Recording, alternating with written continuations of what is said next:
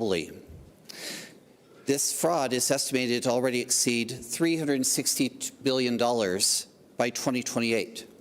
Today's session will explore what can be done to disrupt these operations and how we can protect these exploited workers and build resilience in the digital economy and in our society. With me today, I have, to my left, Minister Sihasak, Minister of the Foreign Affairs of Thailand, also joined by Valdesi Urquiza, Secretary General of the International Criminal Police Organization, also known as Interpol. We have Ann Neuberger, Distinguished Fellow at Hoover Institution at Stanford University, and Gary Haugen, Chief Executive Officer at the International Justice Mission. Now, for today's session, I would actually like to open up and would enjoy to come first to you, Minister. And recently, we've seen the attention that's been placed on Southeast Asia as a focal point for many of these industrial scale operations. From Thailand's perspective, how has cyber-enabled fraud evolved in the region, and why is it so difficult to contain? Thank you. Thank you very much. My government is very, very concerned because this is a growing challenge. And as you said, it's not just about money stolen, but about stolen lives. And unfortunately, Southeast Asia has emerged as the epicenter of these illicit activities. Much of it because of instability.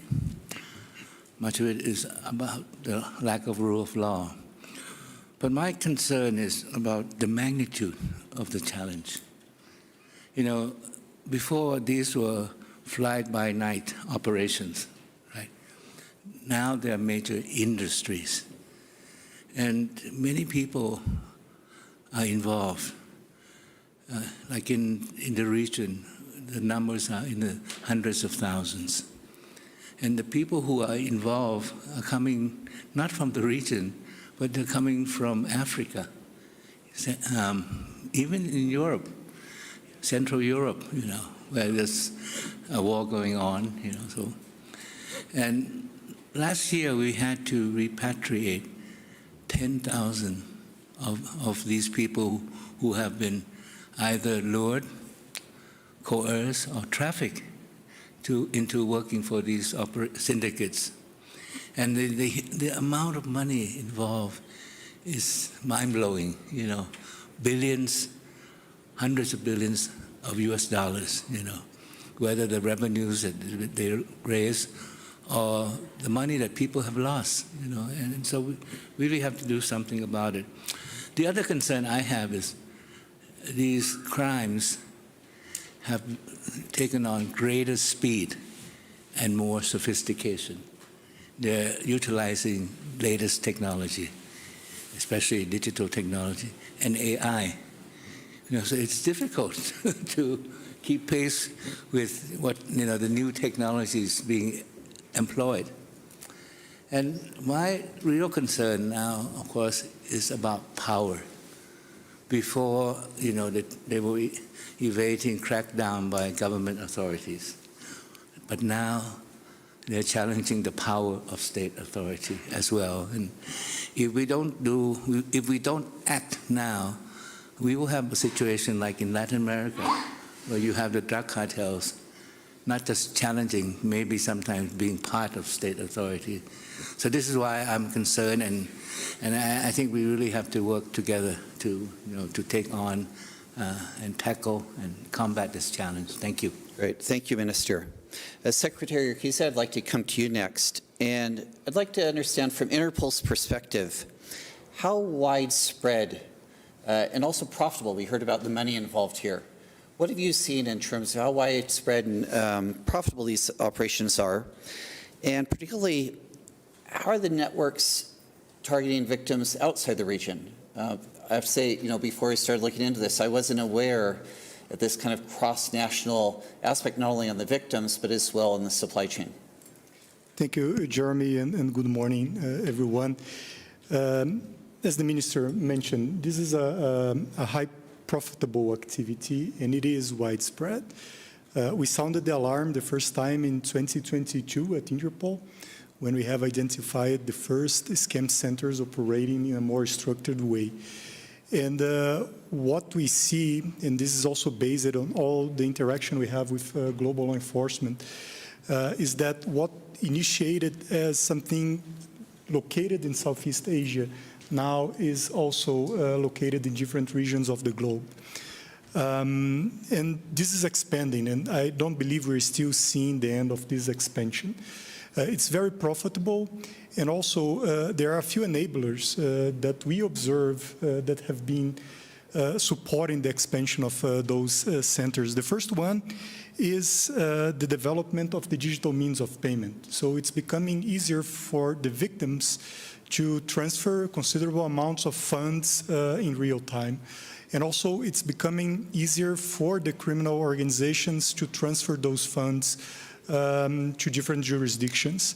Second, it's the use of social media and other platforms to advertise on some of those scams, not only targeting the victims of the scams, but also targeting individuals that would be then trafficked to work on those centers. And finally, Jeremy, and this was mentioned by the Minister as well, is the adoption of technology by criminals to conduct their activities, especially with AI. So the level of adoption of AI that we are seeing with those criminal organizations is on levels that we didn't see before with any other technology. This is helping them operate in a larger scale. It's helping them also to become more effective in targeting their victims, and it's really becoming very difficult for the victims to identify when they are being scammed or when they are being lured to work on those centers. Great, thank you.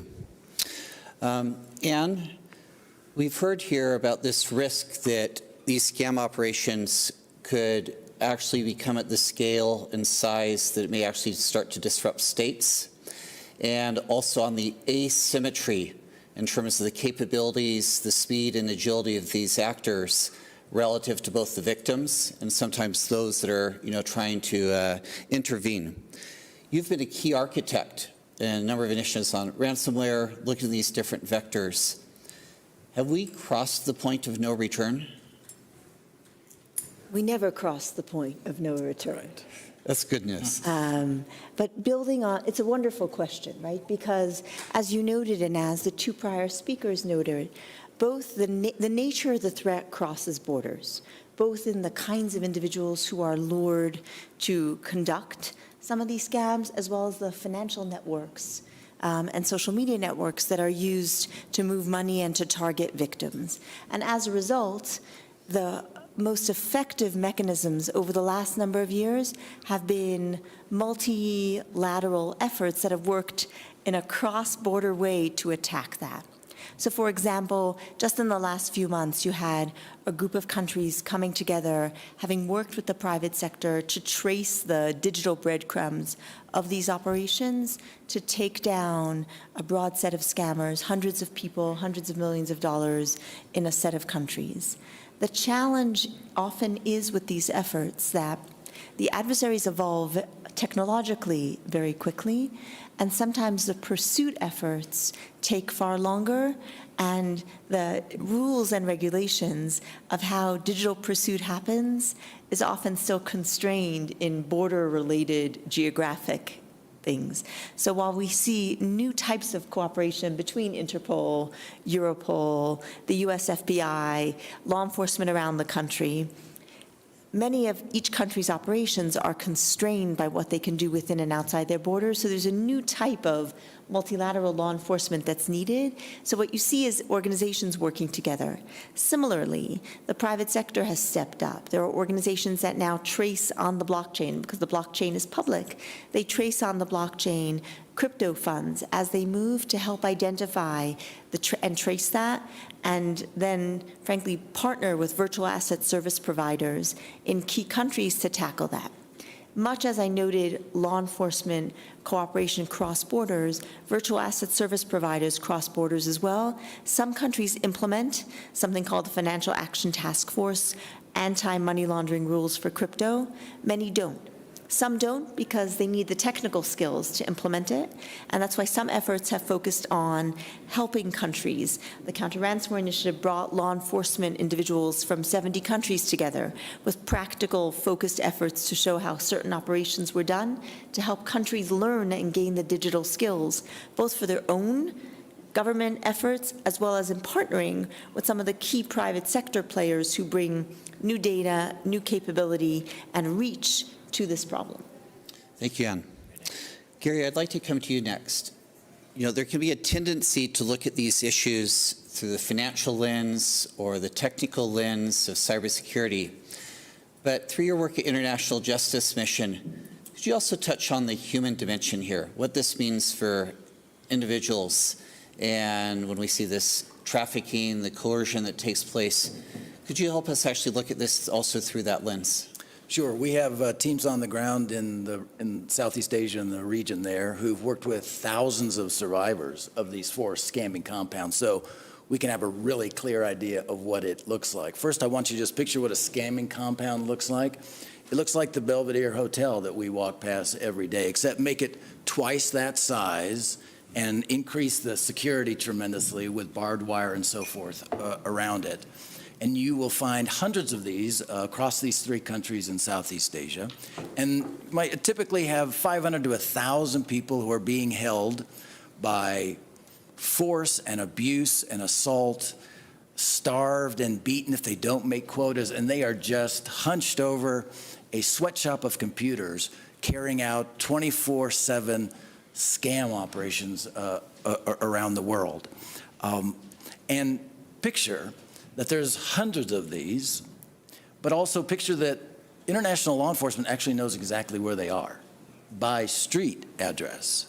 Because as is indicated, there's hundreds of survivors who've come out and told us where they are, and there are those breadcrumbs digitally that also can be coordinated to identify where they are. So the picture now is actually not tens of thousands of these, but there's 400 or 500 in these 3 countries that have stolen somewhere between $50 and $85 billion just last year.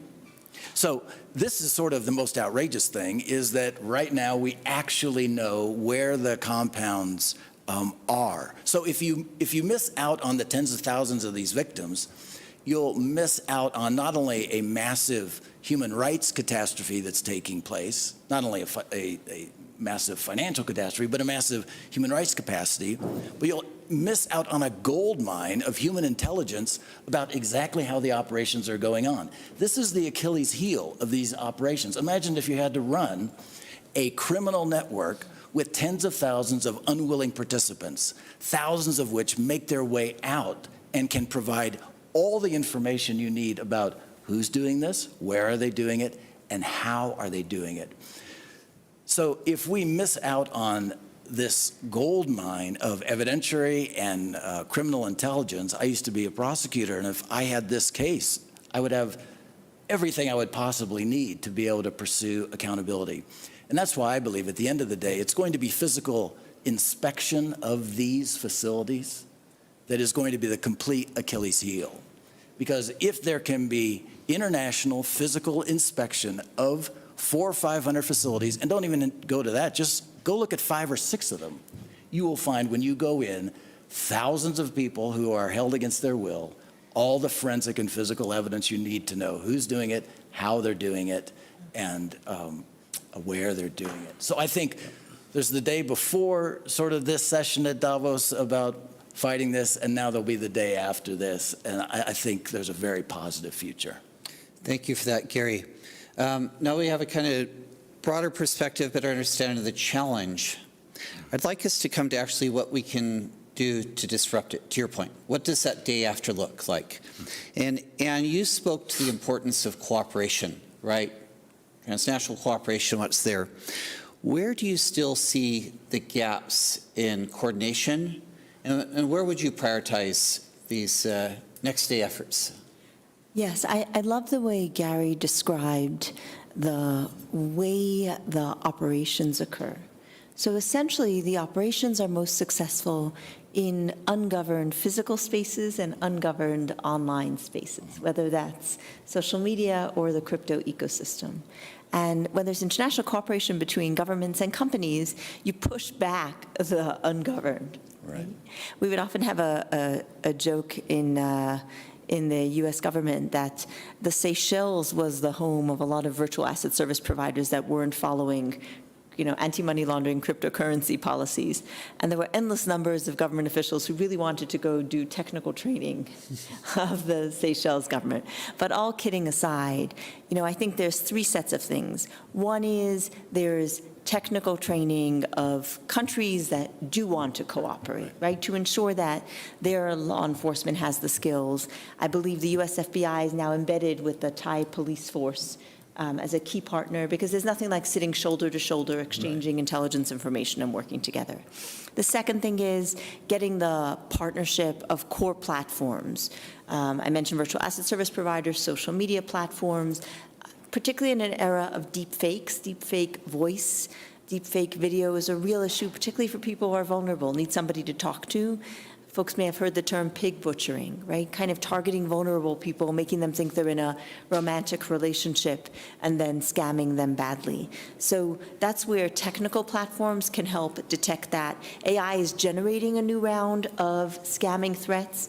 AI on defense to help detect and block it is tremendously needed because adversaries are adapting very quickly. So I think that's what the next generation looks like, technical cooperation across platforms to find the digital breadcrumbs and block them, and then the technical cooperation really across governments and with those platforms to then drive that to action, because the enforcement action is in both sets of hands. Yeah, thank you. Secretary Casey, I'd like to come back to you. And from your experience, how do we make sure that when we have law enforcement disrupting these operations, that they're not just being displaced to someplace else? What have you seen that actually can lead to, closing them down, fully or completely there? It's important, Jeremy, that operations targeting those scam centers address the entire ecosystem, not only the centers. If not, they will resurface everywhere. And what we've seen that has been effective in situations like this, first is to build capacity for law enforcement in the countries where the scam centers are operating from. If you don't have all the tools, if you don't have the capabilities for the agencies to investigate, to prevent those type of crimes, they will operate freely. This is something that we are working on right now at Interpol, helping with the development of anti-scam centers in a couple of countries. Second, and this was mentioned by all our panelists here today, it's about multilateralism. There is no way you can fight this sort of threat working as isolated. We have platforms such as Interpol, Europol, the work of IJM that helps connecting law enforcement, help connect all the agencies working on this.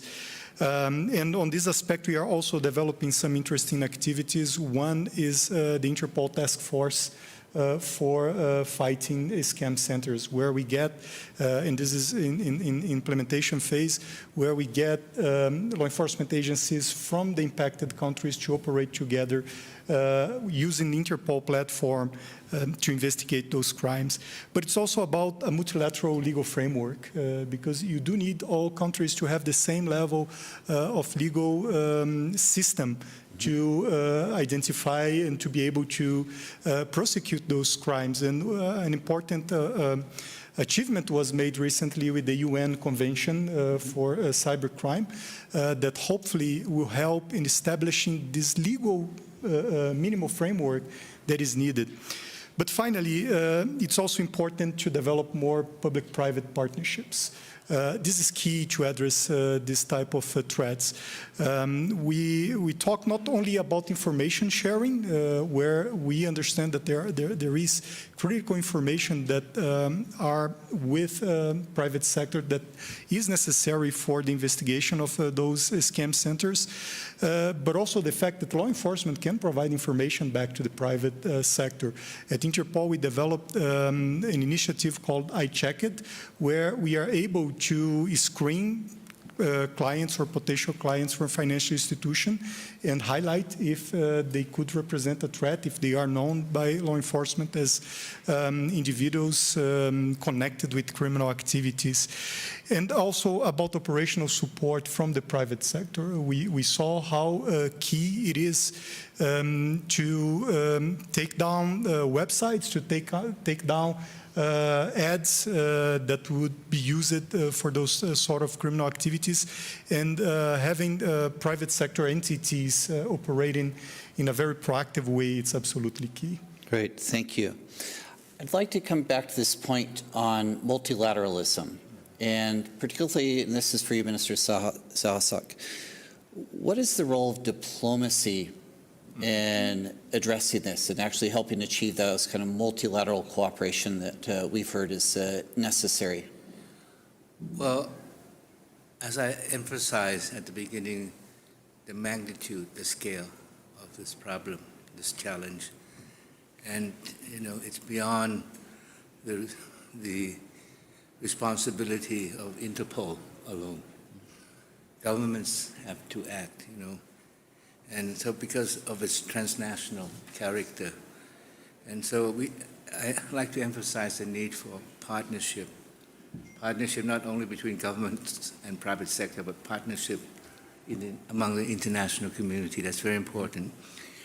Because, if you look at one of the constraints in terms of combating online scam is the loopholes that we have, the gaps that we have in terms of laws among and between countries. And so we really have to harmonize laws, and we have to make new laws, also new rules, new frameworks. And for instance, a convention on cybersecurity was signed recently in Hanoi. I think that's a major step forward. The other thing I think is diplomacy must be involved, government must be involved, because these activities, the operation of these syndicates, are taking place in countries where there is instability, where there is poor rule of law or lacking of rule of law. And so governance is very important, and therefore governments will have to be working together. And then in the end, it's really about how to get our act together, and that involves political will. We have to raise the level of attention on this challenge. And Thailand, we just organized an international conference combating online scams in particular, and we're trying to create a coalition of the willing. And this coalition of the willing will try, bringing our concern, actions to various forums. Because what we need to do is we have to connect the dots.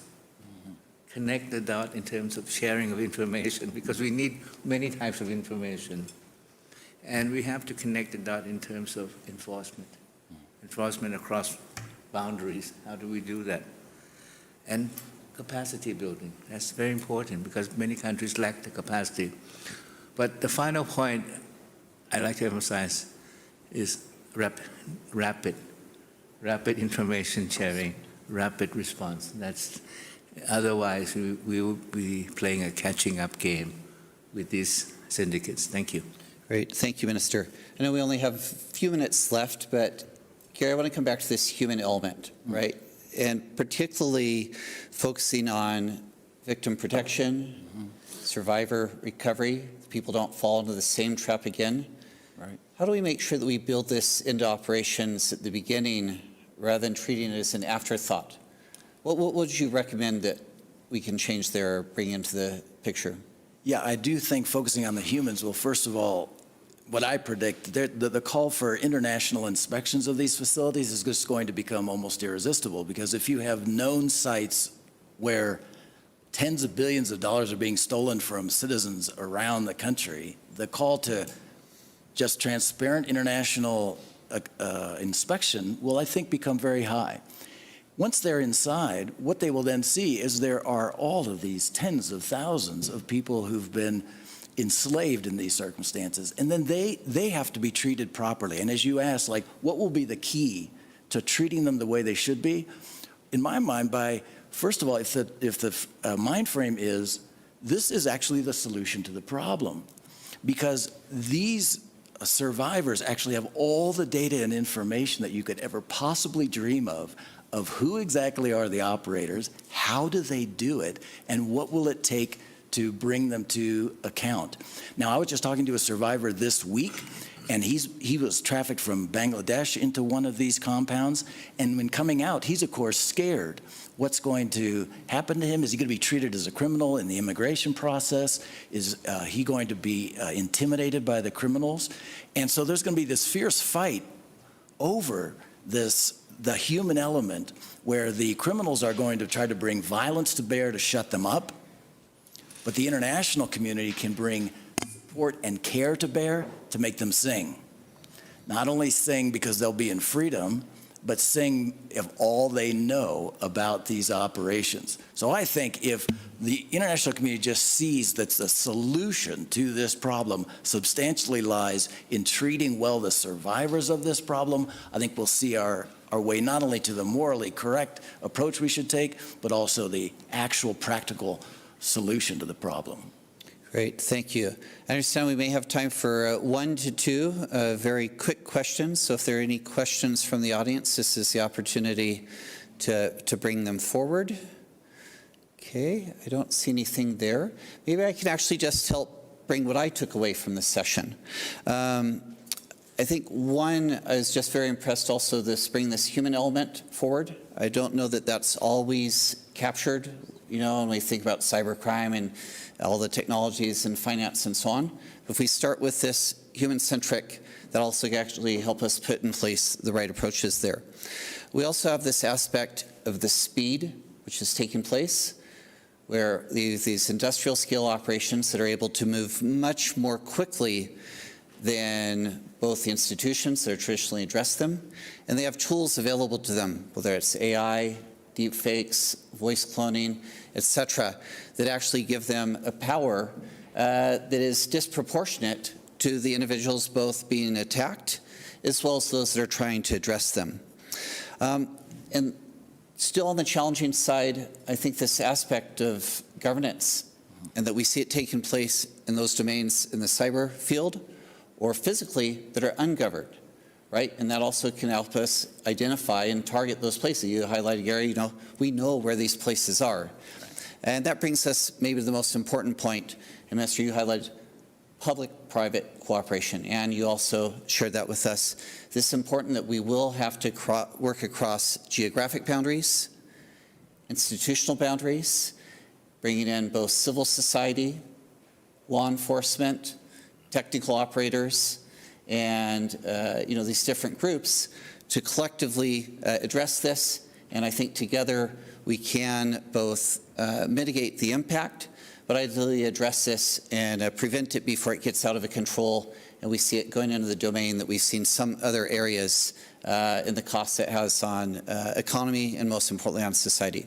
So I'd like to thank everyone for your participation today, both online and here with us in Davos, and thank my panelists for their contributions. Thanks, John.